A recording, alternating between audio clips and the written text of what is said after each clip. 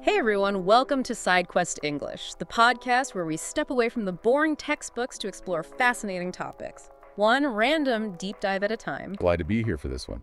So I want you to imagine, just for a moment, spending 3 agonizing weeks painting an absolute masterpiece. Oh, wow. Okay. Right. You pour every ounce of your emotional trauma, your lived experience, your unique perspective onto this canvas. A truly deeply personal work. Exactly. And then you upload a photograph of this deeply personal work to share with the world. But within 3 milliseconds, an invisible line of code permanently deletes it from the internet. Just gone. Instantly. Instantly. And Yeah. why? Because a mathematically rigid algorithm basically couldn't distinguish the classical contours of human vulnerability from, well, illicit prohibited content. Which is just a staggering reality to wake up to. It really is.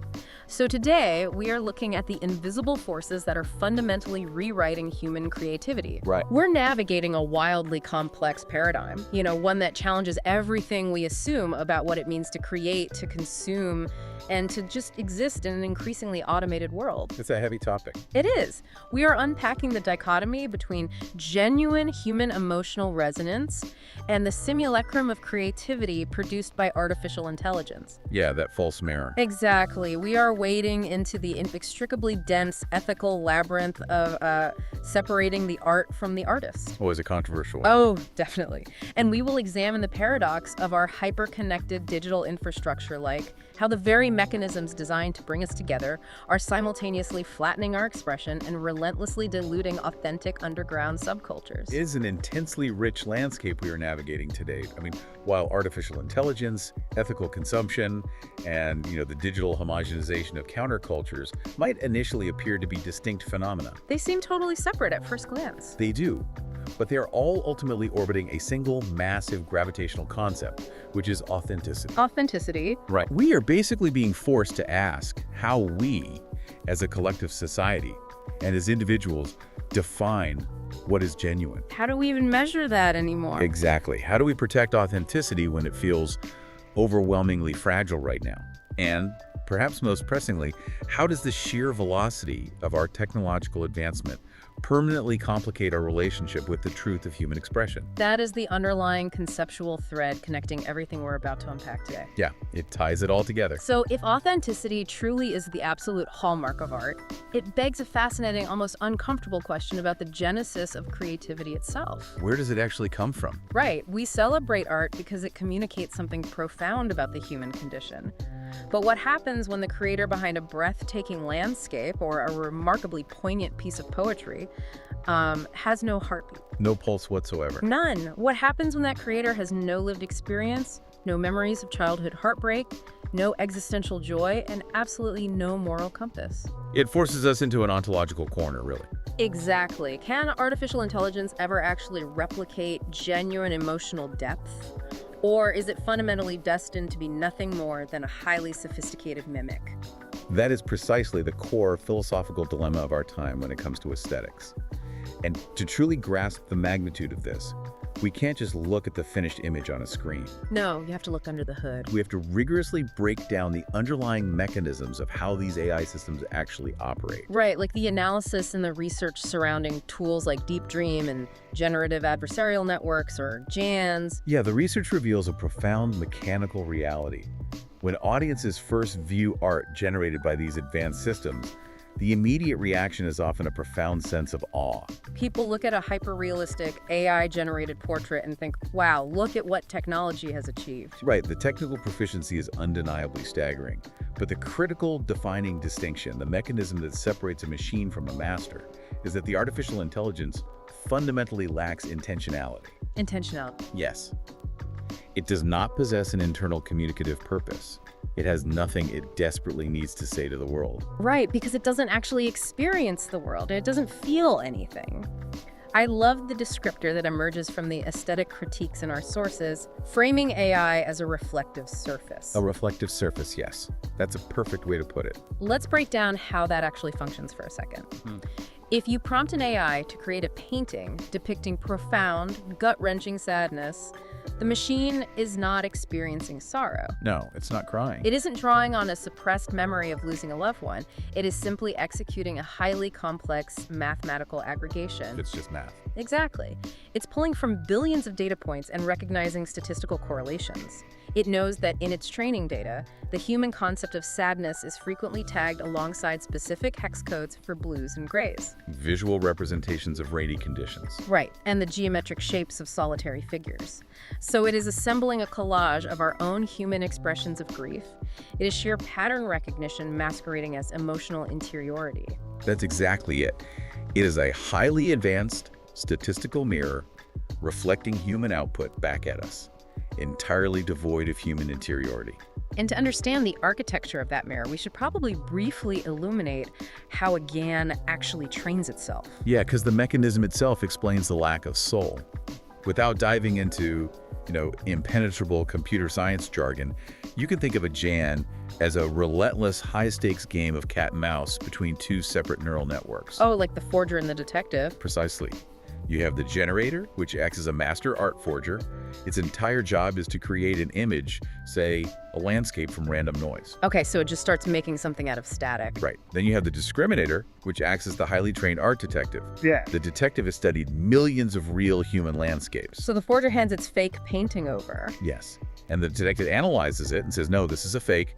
The lighting on the trees is mathematically incorrect. Wow. Okay. So the forger takes that feedback, tweaks its algorithms, and tries again. And this loop happens millions of times. Just constantly refining. The forger keeps improving, not because it suddenly understands the majesty of a forest, but because it is mathematically adjusting its output to bypass the detective's filters. Right. It's just trying to win the game. Exactly. Eventually, the forgery is so statistically perfect that the detective is fooled. That is the awe-inspiring technical proficiency we see. But at no point in those millions of iterations did the machine actually feel the warmth of the sun on a leaf. Never. Which completely changes how we as humans react to the final product once we learn about that mechanical process. Oh, absolutely. There's a deeply fascinating empirical study by Gudo and colleagues from 2022 that investigated this exact psychological pivot. The label effect study. The label effect. The researchers wanted to rigorously test how our perception of an artwork changes based entirely on who or what we believe created it. It's such a clever methodology. It really is. They took a group of participants and showed them identical pieces of art, but they manipulated the context. The label. Right. They labeled some of the artworks as being created by human artists, and they labeled the exact same artworks in different grouping as being generated by artificial intelligence. They wanted to isolate the variable of origin. And the results of that study are incredibly revealing about human psychology and really our aesthetic demands. What did the data show? The data conclusively demonstrated that simply knowing an artwork is AI generated actively diminishes our perception of its emotional sensitivity. Even if the image is exactly the same. Even if the visual stimulus hitting the participant's retina is mathematically identical. The mere knowledge of the artwork's non-human origin fundamentally alters the viewer's emotional engagement. That's wild. The participants consistently rated the purportedly AI-generated works significantly lower on Likert scales, measuring artistic quality and expressive depth. So we actively devalue it. We do. The sociological analysis of this phenomenon points out that this realization triggers a dual psychological reaction in the public. First, you have what is termed the hollow sensation. Oh, that visceral sinking feeling. Yes. It is the sudden, jarring realization that there's no empathy, no vulnerability, and no shared human experience existing behind the canvas. You're just projecting your own emotions onto a blank wall, basically. Exactly. You're trying to engage in an intimate communion with a statistical void. A statistical void. I love that phrasing. And second, right alongside that hollow sensation, it triggers a profound existential dread. That existential dread is such a potent, culturally relevant concept right now. It really is everywhere. It's the quiet, creeping fear that human distinctiveness and creativity, the very spark we thought definitively separated us from machines, the thing we thought made us uniquely human, is rapidly being rendered obsolete. That we're being replaced. Right. But I want to push back on the conclusions we draw from this label effect for a second, because I think it forces us to interrogate our own prejudices. Okay, let's hear it. Let's use an analogy from the sources to ground this. Imagine it is your birthday, and you receive a beautifully handwritten letter in the mail. You read it, and it feels deeply meaningful. You can see the slight variations in the ink. the pressure of the pen. It's a tangible artifact of human effort. Exactly. You value it because you recognize the temporal and emotional investment the sender made to physically write those words for you. Sure, absolutely. Now, imagine a week later, you find out that letter was actually mass-produced by a highly advanced robotic arm designed to perfectly mimic the imperfections of human handwriting. Oh, wow. Yeah, the magic evaporates instantly. Right. In an instant, the letter feels entirely hollow. But my question is this. In that moment of finding out, are we actually judging the intrinsic aesthetic quality of the letter itself? Because the words haven't changed. The ink is the same, the paper is the same. Are we simply letting our own epistemological biases and our deep-seated existential fears of algorithmic obsolescence dictate our aesthetic appreciation? That's a really tough question. Are we fundamentally being unfair to the art because we are deeply intimidated by the nature of the artist? Well, you are hitting on the exact paradox that makes aesthetic philosophy so incredibly difficult to pin down. It's messy. Very messy. But the analytical literature applies stakeholder theory to resolve this specific conundrum. Stakeholder theory, right. Yeah, particularly as it is framed in the sociology of art by theorists like Mihaly Csikszentmihalyi. He posits that the value of art is not an objective metric intrinsic to the canvas or the ink itself. So it's not a measurable substance. Exactly. Creativity is not a substance that exists in a vacuum.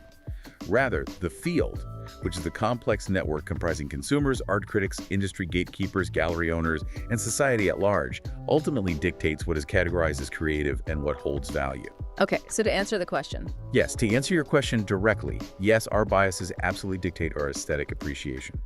But in the realm of art, those biases are the defining metric. So the subjective human reaction is literally the only ruler we have to measure with. Precisely. Art is a communicative act, which requires both a speaker and a listener. If society's evolving standard for artistic value inextricably requires a perception of human vulnerability, intentionality, and lived experience, then the objective visual or mathematical quality of the AI's output is almost irrelevant. It just doesn't matter how pretty it is. Right. As long as the stakeholders demand a soul, as long as they demand that human connection, artificial intelligence will remain categorized strictly as a highly sophisticated tool. It is a wildly advanced paintbrush, but it is not a sovereign artist. Exactly. The value of the birthday card wasn't the ink. The value was the human sacrifice of time. Which means we are profoundly, inextricably attached to the invisible human spirit behind the work. We literally need the artist to be real for the art to matter to us. We do. But establishing that deeply entrenched human need brings us to a massively complex conceptual intersection. Well, here we go. If we have confidently established that AI art feels hollow to us, specifically because it lacks a human soul, how in the world do we navigate human art when the soul behind it is undeniably present, but profoundly flawed, deeply toxic, or morally reprehensible? It is a brutal ethical maze. Yeah. And arguably one of the most contentious cultural debates of our modern era. For sure. When the creator is undeniably human, capable of both transcendent artistic genius and staggering moral depravity, we are forced to ask, what is the moral cost of our consumption? Are we complicit in the sins of the creator by engaging with their creation? Exactly. And we're going to examine this strictly by looking at the behavioral case studies and the philosophical frameworks that have been built around this dilemma. Right, staying impartial here. Because history is absolutely overflowing with these figures. I mean, this is not just a modern internet phenomenon. Not at all. Look at the brilliant Renaissance painter Caravaggio. Oh, a classic example. He revolutionized the use of light and shadow, the technique of chiaroscuro. His work is breathtaking. He also committed severe violent crimes, including murder, and died on the run from the authorities. Yeah, quite the rap sheet. Or you look at the revered novelist Charles Dickens, whose works defined Victorian literature and social critique. Loved by millions. Yet, biographical evidence demonstrates he showed profound cruelty toward his wife, Catherine, attempting to have her locked in an asylum so he could pursue an affair. Which is horrific. Then we have the composer Richard Wagner, whose sweeping operas revolutionized music, but whose deeply entrenched anti-Semitism is a matter of historical record. Very well documented. And obviously, moving into the modern era, the dissonance becomes deafening. Well, it's in our faces constantly. We are navigating the intense controversies and criminal convictions surrounding prominent cultural figures, actors, comedians, musicians like Kevin Spacey, Bill Cosby, Harvey Weinstein, R. Kelly, and Roseanne Barr. Figures whose work is deeply embedded in our cultural consciousness. Yes, yet whose actions have caused immeasurable harm. The fundamental question that permeates every cultural critique today is whether we actually can, or logically should, separate the brilliant art from the terrible artist. And the philosophical literature provides robust, rigorously argued frameworks for both sides of this agonizing debate. So let's look at the defense first. Let's outline the structural argument for separation, because it has deep roots in modern critical theory. The primary defense here relies on treating art as a completely autonomous product. Completely divorced from the conditions of its manufacturing. Exactly. The analogy frequently deployed by utilitarian thinkers is consumer-based. For example, we do not actively boycott driving Ford automobiles today, despite the well-documented historical reality that Henry Ford was a notorious, virulent anti-Semite. Right. Or, when you walk into a cafe, you do not rigorously interrogate the moral character, political voting record, or criminal history of your local barista before you agree to purchase a latte from them. If the product functions as intended, we consume it. It's a highly transactional view of the world. And in literary theory, this transactional autonomy is heavily supported by the postmodernist concept of the death of the author. Oh, Roland Barthes. Yes, famously articulated by the French literary critic Roland Barthes in a seminal 1967 essay. Barthes argued that the traditional practice of incorporating the author's biography, their psychological state, and their personal intentions into the interpretation of a text is fundamentally flawed. Because it limits the meaning. Right. His theory suggests that the moment an artwork is released into the world, the creator effectively dies in relation to the work. The text now belongs entirely to the reader. The meaning is generated in the mind of the consumer, not dictated by the history of the producer. So under this specific framework, evaluating the art in a total moral vacuum is not only acceptable, it is intellectually necessary to truly understand the work itself. That's the argument, yes. Well, I understand the academic elegance of Barthes' theory, but I have to challenge that utilitarian product analogy because I think it severely misrepresents how humans actually consume art. Okay, in what way? A car serves a strictly utilitarian function. It gets you from your house to the grocery store. A cup of coffee provides a biological caffeine spike. Sure. But a song, a film, a sprawling novel, these require an emotional transaction. Art asks you to temporarily inhabit the creator's worldview. It asks you to feel their rhythms, to empathize with their perspectives, to let their voice into your head. It's a much deeper connection. Unlike a car, art is an intimate psychological communion. So think about your own Spotify playlist for a second. Yeah. Think about that moment when a song by an artist who has been convicted of heinous crimes comes on shuffle. Yeah, we've all been there. You hear the opening chords and you feel that visceral biological discomfort in your stomach. That irpy feeling. Exactly. Isn't that physical reaction absolute proof that the death of the author is just an intellectual illusion? If we could truly separate them, we wouldn't feel sick to our stomachs when we hit play. You have articulated the exact foundational argument against separation. Because art is uniquely, inextricably intertwined with the artist's psyche. Completely compartmentalizing the two is practically impossible for the human brain. It just doesn't work. It doesn't. Traces of the creator's morality, their worldview, and their character are inevitably left in the creation. You cannot inhabit a space built by a monster without occasionally seeing the claw marks on the walls. That is a terrifying and perfect way to phrase it. To help society navigate this immense cognitive dissonance, the sociological literature introduces a highly effective heuristic designed by theorist Adarsh Badri. The proximity matrix. Yes, referred to as the proximity matrix. Let's unpack this matrix because it is a brilliant mechanism for conceptualizing our own inherent hypocrisy. I mean, it explains why we cancel one person but give another a total pass. Precisely. Badri suggests that our willingness to boldly separate the art from the artist isn't a fixed, objective, moral absolute that we apply evenly. We are definitely not consistent. Not at all. Rather, our moral boundaries fluctuate wildly based on where a specific situation lands on two intersecting axes. Okay, what's the first axis? The first axis is our emotional affinity for the art itself. How much do we personally love this movie? How culturally significant is this specific album to our own childhood memories? Does this artwork form a part of our core identity? So basically, the higher the affinity, the more motivated we are to find an excuse to keep consuming it. Exactly. The second axis is our proximity to the victim or the specific cause. Proximity. This is crucial. Yeah. If a creator's crimes disproportionately affect a marginalized demographic that we belong to, or if the specific nature of the crime triggers our own deeply held values or lived traumas, our proximity is incredibly high. Right. Badri argues that if your personal affinity for the art is sky high, and your emotional proximity to the victim is very low, perhaps the crime happened centuries ago, like with Caravaggio, or the victims are faceless to you, you will very easily rationalize separating the art from the artist. You'll cite the death of the author. You will suddenly become a staunch defender of Roland Barthes. You will argue for objective aesthetic appreciation.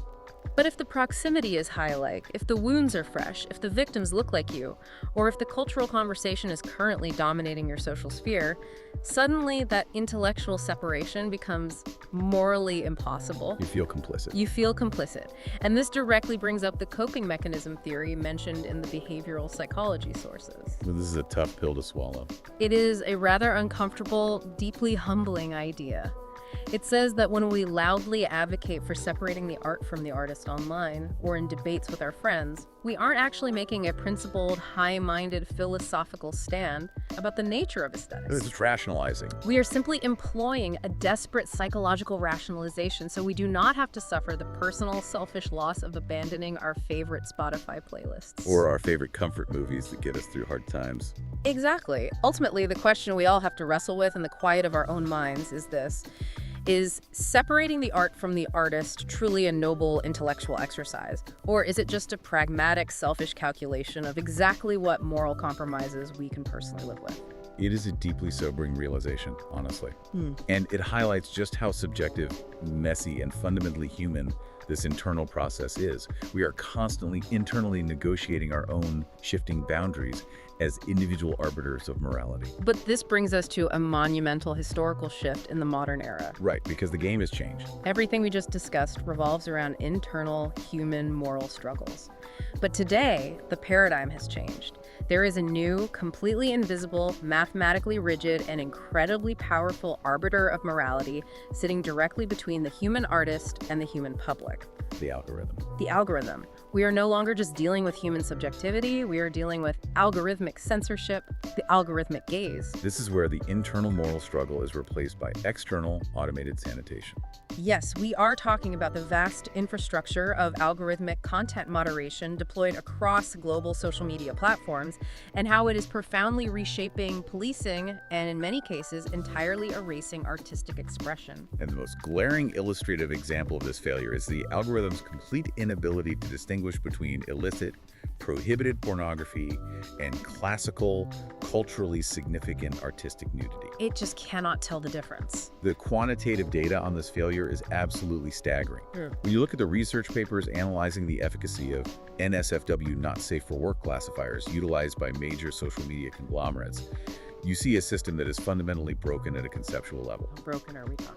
These artificial intelligence models demonstrate egregious false positive rates, ranging anywhere from 21.5% to as high as 47.9% in certain data sets. Wait, really? Just to clarify the sheer scale of that failure, that means in nearly half of the cases tested in these specific environments, the algorithm is incorrectly flagging legitimate, non-sexual, highly valuable, artistic nudity as explicit pornographic material. Yes.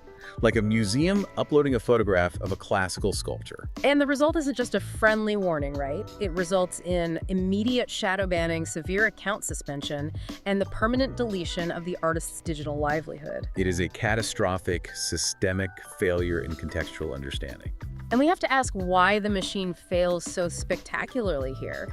I mean, why can an AI write complex code, but it can't tell the difference between a Renaissance painting and a prohibited photograph? Well, it circles back perfectly to our initial discussion about AI lacking intentionality and semantic understanding. It's that statistical void again. Exactly. The algorithm does not understand historical context. It does not comprehend the artistic intent behind vulnerability. It operates strictly on visual geometry and color distribution. It's just scanning pixels. It scans an image, calculates the pixel ratio of specific skin tones, identifies the geometric shapes of human anatomy, hits a pre-programmed mathematical threshold, and executes an automated bam. It entirely objectifies the art. Yes.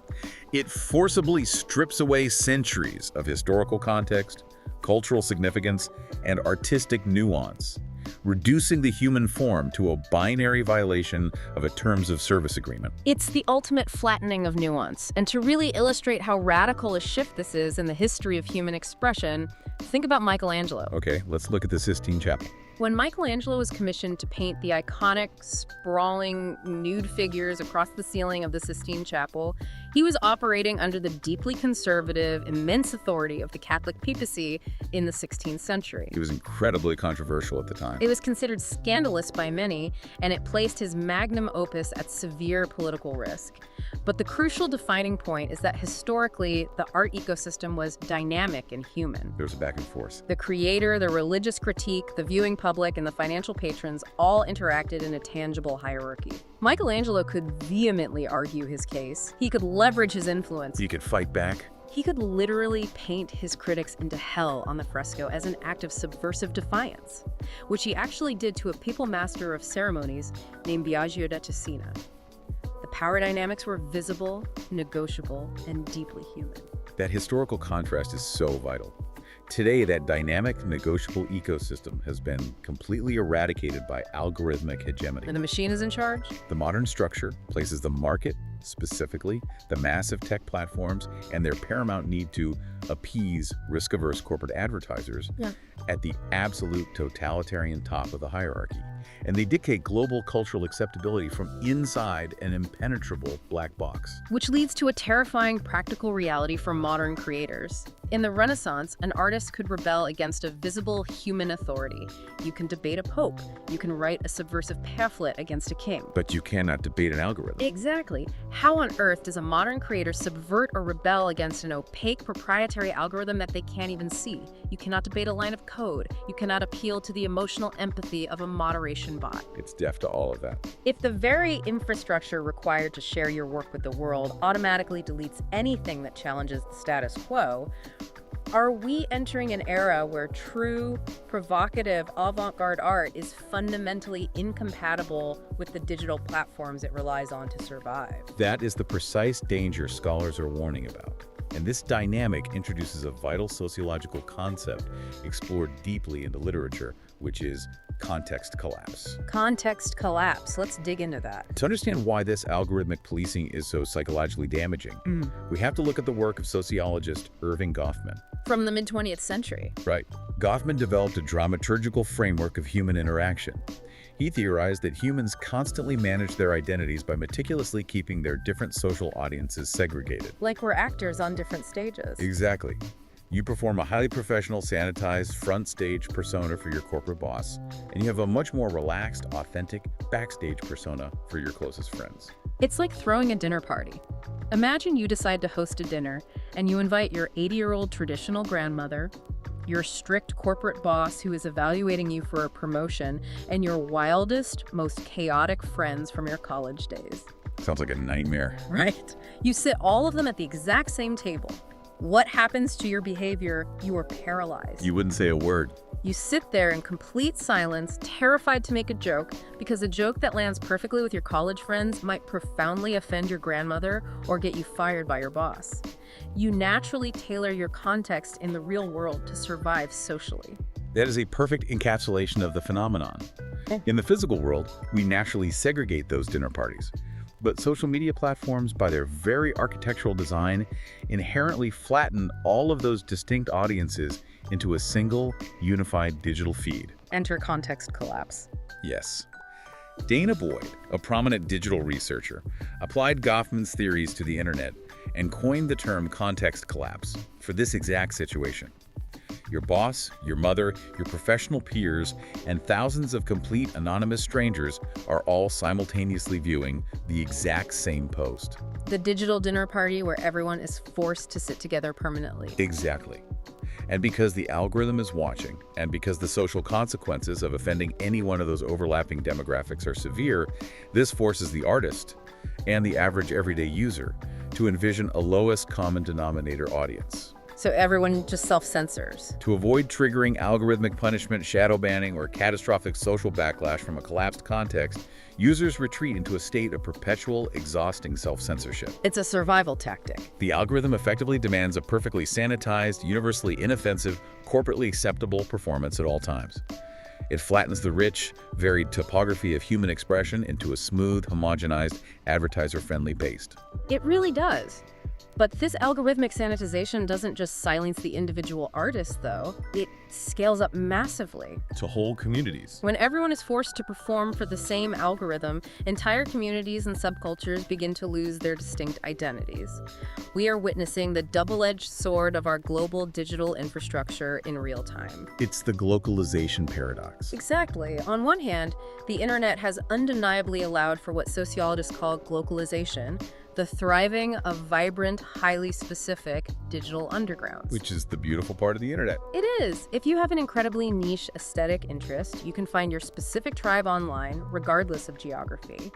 The sociological research points to hyper-specific microgenres that flourished on early internet platforms. Things like vaporwave. Yes, movements like vaporwave, with its critique of 80s consumer capitalism through slowed-down muzak or C-punk or glitchcore, these are entire aesthetic and musical ecosystems that could only exist because the early internet decentralized cultural production and allowed weirdness to find an audience.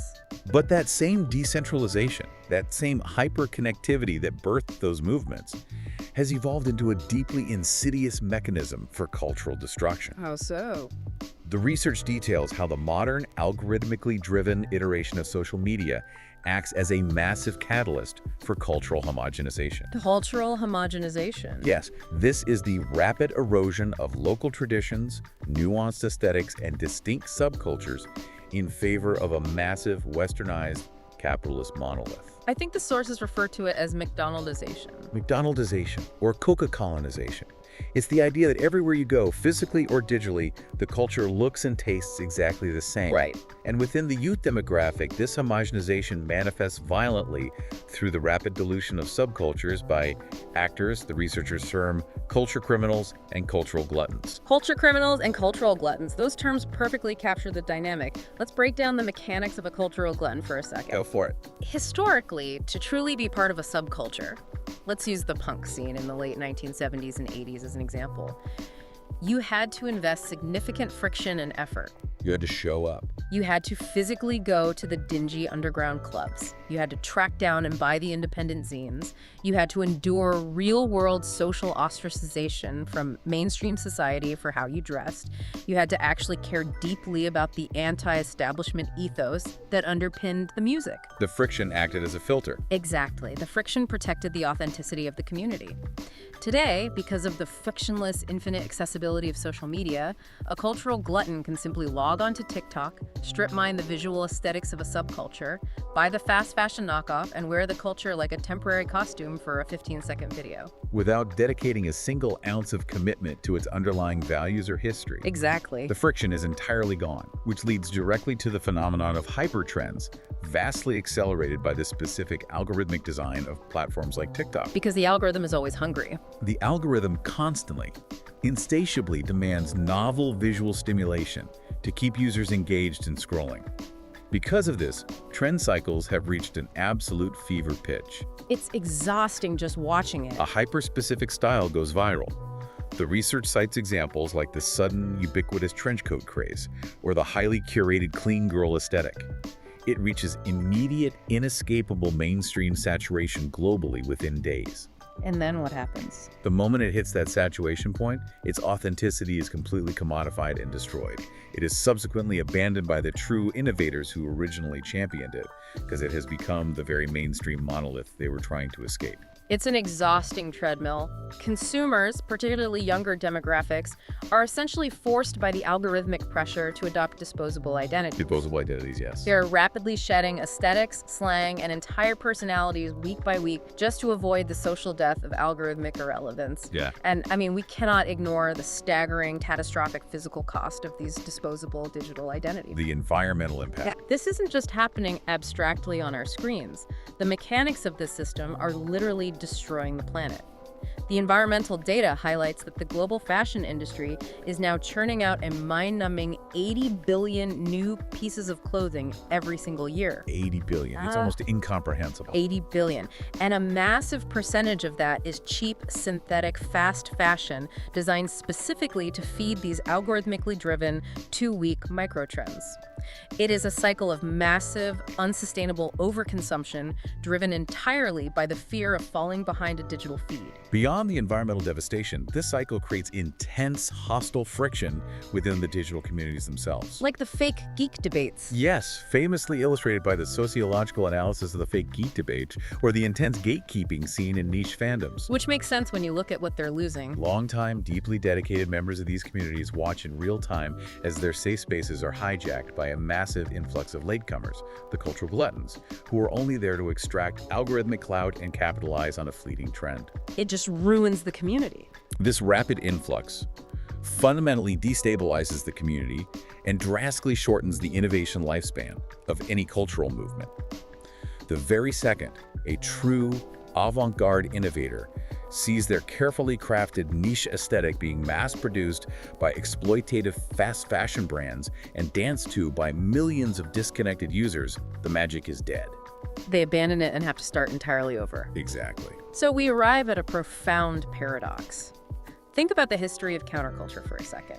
For decades, marginalized subcultures, underground music scenes, and alternative communities fought tooth and nail for visibility. They wanted to be seen. They fought for representation. They wanted the mainstream world to acknowledge their existence and validate their art.